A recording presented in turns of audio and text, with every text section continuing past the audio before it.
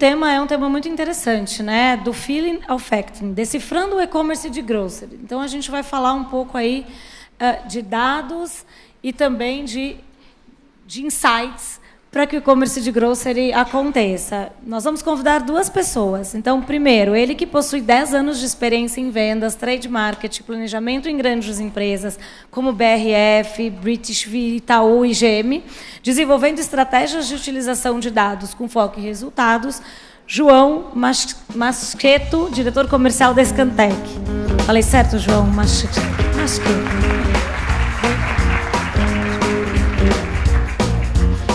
A gente vai convidar também, ele que é empreendedor, fundou a startup Curry, empresa adquirida pela Americanas, onde foi head da BU Americanas Mercado.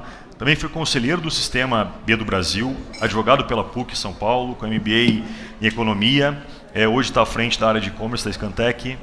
André Bizelli, head de e-commerce da Scantec. Seja bem-vindo, André. Antes de mais nada, queria agradecer aqui o convite, todo o time do E-Commerce Brasil, pela oportunidade. É um prazer representar a Scantec e um prazer estar ao lado aqui do André Bizelli, que é head aqui na Scantec, especialista na área. Bom dia a todos. Espero que gostem do conteúdo. Acho que a gente vai trazer aqui algo que muitos de vocês nunca viram, né? Informações, insights, etc., sobre o canal, com uma forma aberta. O João vai explicar um pouco mais. Vamos lá, pessoal. Então, como o Bizelli falou, o objetivo é trazer alguns insights reais, alguns dados de e-commerce com a nossa base. E para quem não conhece a Scantec, a nossa missão é exatamente isso, é de fato aproximar a indústria e o varejo para que tomem decisões através de dados, reduzindo ineficiências. Toda a nossa base, todos os nossos dados são de sellout, são dados reais, sem extrapolação de base, sem amostragem, e de fato são informações do cupom fiscal, informações reais de venda. Quando a gente olha a nossa cobertura, e a base que a gente está falando aqui, hoje a Scantec já tem a maior leitura do mercado do varejo alimentar. Somando todos os nossos canais, a gente já lê mais de R$1 trilhão somados, né, anualmente. E aí, passando por todos esses canais, além de alimentar e e-commerce, a gente também tem atuação em farma, perfumaria e canal pet. São hoje mais de 400 clientes, mais de 400 indústrias e distribuidores que consomem nossos dados, acessam nossos dados. Muitos aqui, inclusive, a gente já falou com alguns de vocês. Né, e é uma base que vem crescendo também bastante ano após ano. Bom, falando um pouco mais do e-commerce, por que é tão importante isso que o João trouxe da nossa metodologia e por que a gente vai apresentar isso hoje aqui para vocês? Hoje a gente conta com mais de 350 redes compartilhando dados conosco, né? Então, ticket a ticket, a partir do sellout, alguns dos exemplos estão aqui na tela. Até mais recentemente, acabei de falar para o Daniel, o Tenda agora também faz parte desse universo compartilhando dados de e-commerce, então a gente tem eles também conosco. E o nosso dado de leitura, ticket a ticket, granular, representa 81% do dado do que a Becom acredita ser o tamanho do mercado. Então, acho que isso é um fato muito importante para a gente trazer as análises que a gente vai trazer aqui para vocês. E o que é mais legal é a agilidade. A gente já vai mostrar para vocês dados da Páscoa, então fiquem conosco aqui, ao final a gente vai trazer. Então, falando de uma forma geral antes, juntando todo o universo do varejo alimentar, físico mais digital, como que foi a performance no último ano e no começo desse ano? Quando a gente olha os dados ali de variação de preço, variação de volume, né, unidades e faturamento, a gente vê que durante todos os trimestres do ano passado, né, trimestre versus o mesmo trimestre do ano anterior, a gente estava observando um crescimento, né, observando um crescimento em faturamento, então o faturamento sempre crescendo, mas com alguns repasses de preço. Né, o repasse de preço no primeiro trimestre de 2024, né, que foi de 4,1%, foi diminuindo a quantidade de preço que foi repassado, então no segundo trimestre já foi para 2,5%, e a partir do terceiro e do quarto trimestre a gente volta a ver aumentos de preços mais intensos, muito puxado por categorias de commodities, né, a mercearia básica, principalmente. Com isso, com esse aumento dos repasses de preço, a gente observa a variação de volume de unidades retraindo. Né? Então, a partir do terceiro e do quarto trimestre, especificamente, uma retração nas unidades vendidas. A partir desse ano, como que está o cenário? A gente já olha o primeiro trimestre de 2025 versus 2024, a gente vê ainda um repasse de preço forte, mas um pouco menor do que o quarto trimestre de 2024, e, consequentemente, a gente vê uma queda de unidades vendidas. Porém, se a gente desconsiderar o efeito calendário, a gente sabe que a Páscoa esse ano foi diferente, foi em data diferente do ano passado, a gente vê uma recuperação e, novamente, um crescimento de unidades, né, no primeiro trimestre. Olhando mês a mês, especificamente, a gente vê que o mês de março ele foi um pouco mais difícil, né, um pouco mais duro, mesmo tirando o efeito calendário, com um repasse de preço maior, né, na casa dos 6,8%, e, com isso, uma retração em unidades vendidas.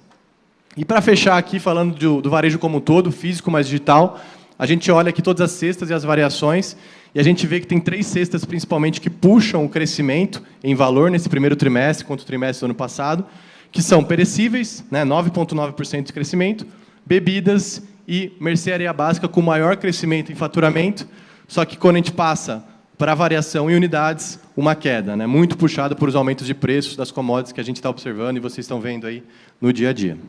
Legal, pessoal? Essa é a performance do varejo como um todo, olhando físico mais digital. Agora a gente vai começar a fazer um paralelo entre os 2 canais e trazer alguns insights para vocês.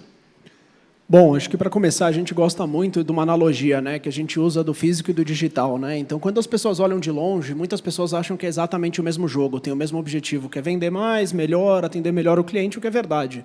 Mas a forma que joga é completamente diferente. Então, a gente faz muitas analogias com futsal e handball, né? Quando você olha o mesmo ginásio, as bola, tem goleiro, tem time para cada um dos 2 lados. Quando começa o jogo, inclusive o que é feito em um acaba sendo quase que falta no outro. Então, a gente queria trazer aqui um pouco para vocês, a gente vai começar a partir de agora a trazer alguns insights, mostrar algumas diferenças de comportamento entre o físico e o digital. Então, por exemplo, provocados pela Vivi, a gente trouxe a cesta de perecíveis para começar. Olhando aqui em perecíveis, por exemplo, a gente vê que lácteos refrigerados ele é a categoria mais relevante no e-commerce, enquanto que, para o físico, acaba sendo açougue. E você olhando lácteos do e-commerce, ele acaba sendo quase que o dobro da representatividade do que ele tem no físico. O açougue, por sua vez, tem quase metade da relevância que tem no digital que ele tem no físico. Então, quando a gente olha aqui, com exceção de padaria, todas as demais categorias são diferentes. A forma que é jogado é completamente diferente. Então, a gente vê essa enorme diferença em cada uma delas. Descendo um pouco mais para o nível subcategoria, a gente vê a diferença. Enquanto frango é a subcategoria mais relevante, né, com a maior importância em valor no universo do digital, com 13,9%, o bovino tem 19,9% no físico. E aí, no físico, só apenas 9,9% de a representatividade e a importância do frango dentro dessa categoria. E quando a gente olha a lista dos mais importantes, a gente vê, de novo, uma mudança enorme no comportamento da compra no digital. E só um comentário aqui, pessoal, lembrando que muitas dessas categorias de perecíveis, ela tem aquela venda fracionada, né? Aquela venda manipulada no ponto de venda, e aqui a gente está considerando todas as vendas, tanto a fracionada, né, manipulada no ponto de venda, quanto a venda com EAN, né, a venda com peso fixo. Vamos lá. Então, a gente falou um pouquinho do comportamento do canal, que de fato são diferentes, como o Bizelli já trouxe, mas quando a gente entra no detalhe do shopper, né, tentando entender um pouco mais como que é o perfil desse shopper nos 2 canais. Pegando, por exemplo, a categoria de cervejas, a gente sabe que tem 2 sazonalidades importantíssimas, né, que é a Black Friday, final de ano, né, e a sazonalidade também de carnaval. Então, quando a gente olha aqui especificamente esse período, a gente vê que tem comportamentos distintos, né? No e-commerce, na sazonalidade de final de ano, a gente vê um crescimento importante do tier de preço mais premium, né, que ganha relevância nesse período. Novembro e dezembro ali crescendo com o tier de preço mais premium. Já no carnaval, na sazonalidade de fevereiro e março, já tem um comportamento distinto. A gente enxerga ali o tier de preço mais econômico, ganhando relevância, ganhando importância. Então, daí a gente já consegue entender e inferir um pouco mais de como é esse shopper dentro aqui do canal digital. E existe um mito, né, que muitos de vocês conhecem, que, de fato, a gôndola dentro do canal digital poderia ser maior, ou poderia ser até infinita, né? Já que a gente sabe que no canal físico tem a limitação de espaço. Mas olha que legal, quando a gente olha aqui a categoria de cerveja mesmo, a gente vê que no varejo físico, embaixo, enquanto 100 itens perfazem 80% do volume da venda, né, fazem o Pareto, no e-commerce são menos itens, são 57 SKUs. Daí a importância de ter um bom mix, né, acertar bem no mix de vocês dentro do e-commerce, porque o consumidor não vai pesquisar, não vai procurar todos os SKUs, ele acaba focando naqueles que estão em destaque ou são os preferidos aí do consumo. Calma aí, já vou te interromper. Vou contar um case aqui para vocês recente que a gente fez e eu acho que é bem interessante. Alguns já viram, sei que estão aqui já conhecem, mas a gente recentemente fez junto com uma rede uma análise do sortimento que eles disponibilizavam numa desses apps de entregas. E aí eles tinham 23 mil SKUs ali dentro. E como a gente sabe que a maior parte das vendas, né, origina na busca, né, então as pessoas buscando os produtos, isso acabava poluindo muito a busca e perdendo vendas. Então a gente começou junto com eles a entender um pouco quais eram os produtos que eram mais relevantes para eles, né, quais eram os SKUs que eles tinham maior importância, quais SKUs eram mais vendidos na região, quais SKUs eram mais vendidos no Brasil, no e-commerce, por aí vai. A gente fez todas essas análises, a gente saiu de 23 mil para 3.700 e, diferente do que muitas pessoas acreditavam que a venda podia andar de lado ou cair, a gente aumentou em 16 pontos a venda deles no e-commerce, enquanto o mercado naquela região cresceu 2.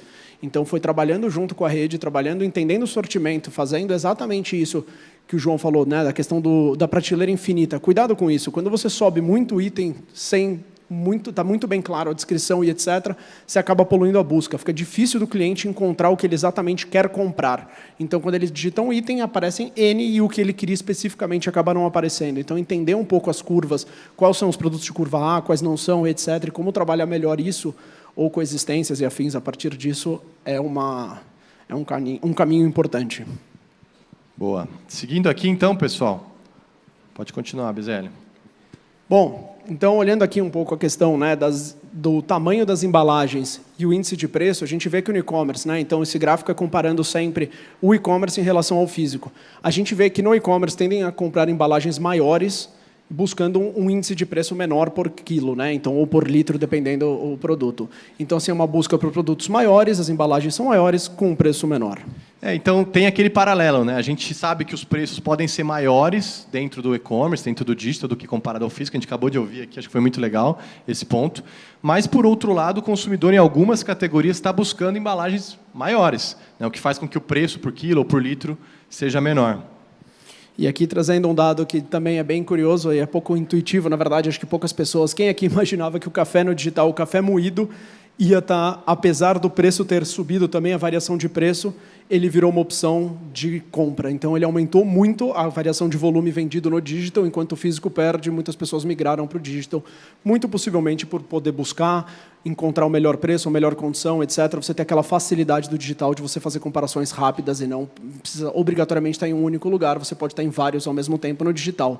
Então, a gente vê a curva. Enquanto o café moído cai no físico, ele aumenta em 25% no digital.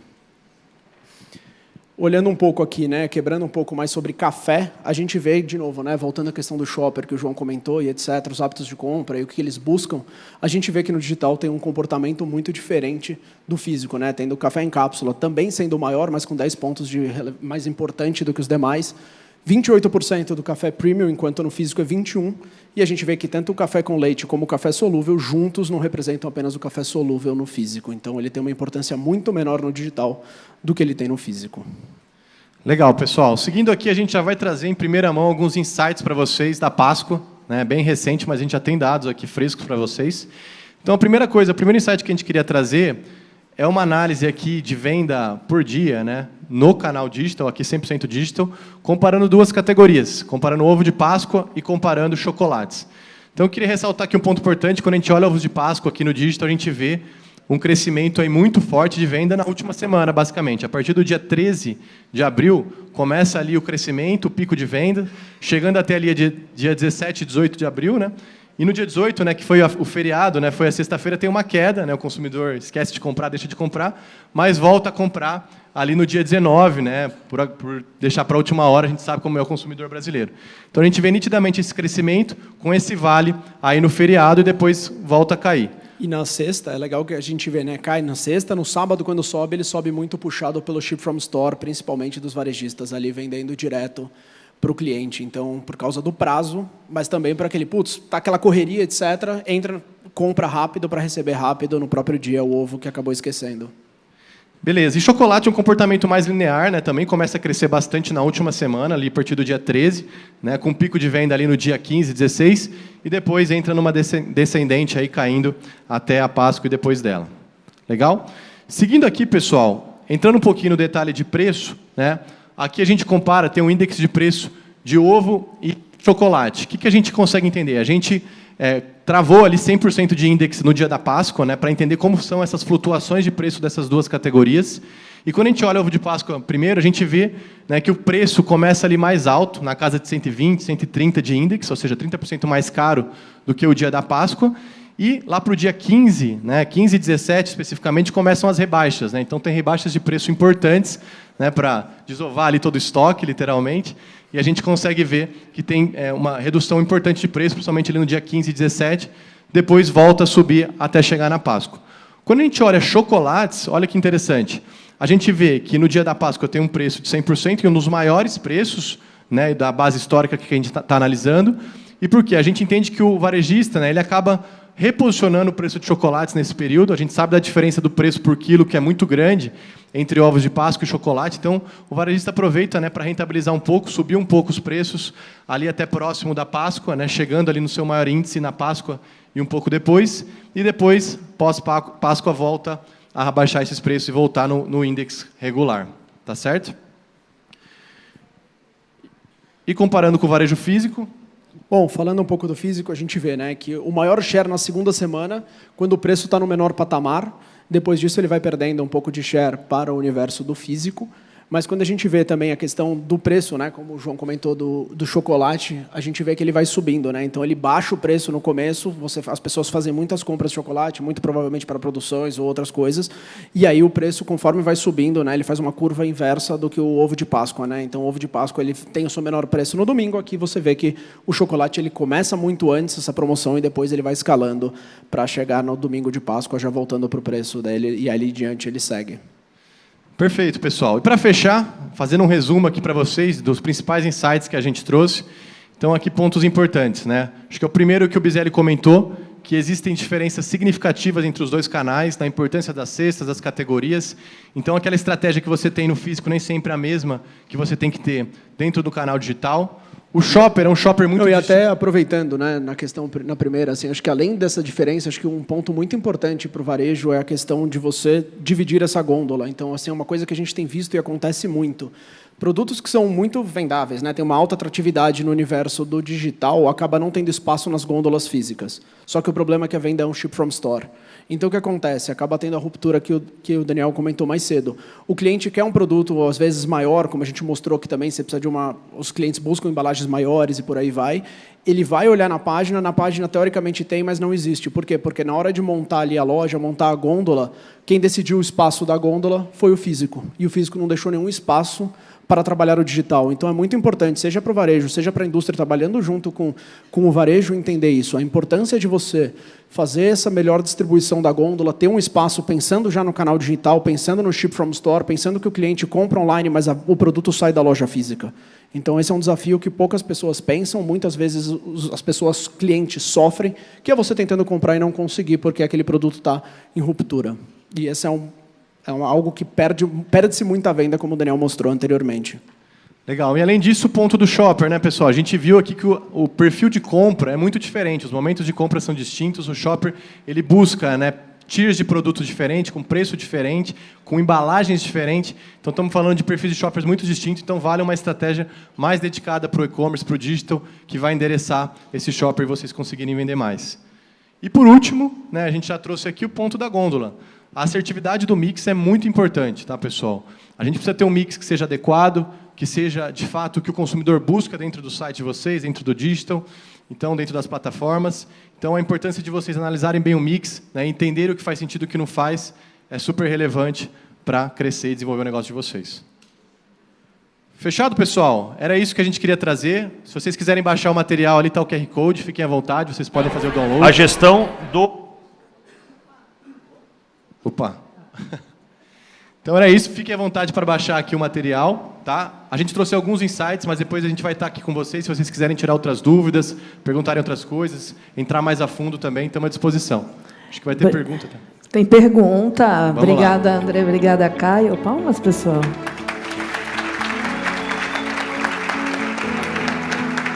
Perguntas, pessoal. Vamos aproveitar.